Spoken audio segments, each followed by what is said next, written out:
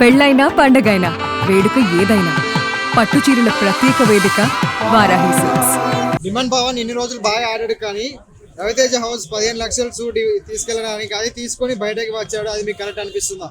అవును, కరెక్ట్. ఎందుకంటే ఆయన క్రేజ్ ఎలా ఉందో ఆయన తెలియదు అనమాట, బయట ఉందో. కానీ డిమాండ్ వరకు అయితే టాప్ 5 ఉన్నాడు, కానీ గెలువ నమ్మకం మనకి అట్లా ఉన్నప్పుడు ఆయనకి ఎంత ఉంటుందో మీరు అర్థం చేసుకోవాలి.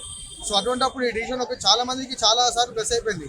ఇటువంటి డిసిషన్ లాస్ట్ ఇయర్ సోహెల్ కానీ అందరూ తీసుకోండి ఒకసారి. సో ఈసారి డిమాండ్ పవన్ ఈ డిసిషన్ తీసుకొని చాలా బాగుంది, ఎందుకంటే బయట తనజో కొన్ని కళ్యాణ్కి బాగా క్రేజ్ ఉంది. సో వాళ్ళిద్దరిలో ఎవరైనా గెలిచే ఛాన్స్ ఉంది. సో డిమాండ్ పవన్ చేసే పని అయితే చాలా 100% కరెక్ట్. ఎందుకంటే దానివల్ల ఆయన పైసలు వచ్చినాయి, వీళ్ళ ప్రైజ్ మనీ తగ్గింది, ఆయన సేఫ్ జోన్లో ఇప్పుడు ఫైనల్ దాకా వచ్చిన కార్ రెమ్యునరేషన్ వస్తుంది, దాంతోపాటు ఇప్పుడు తీసుకున్న పైసలు వస్తాయి. సో మంచి డిసిషన్ అనమాట ఇది, చాలా మందికి చాలా సార్లు ఉపయోగపడింది డిసిషన్.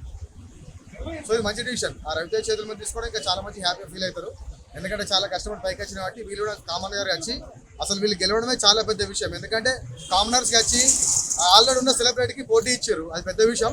సో ఫైనల్ ఇప్పుడు గెలుస్తారు, అందరు కళ్యాణ్ అని అంటారు. సో చూద్దాం.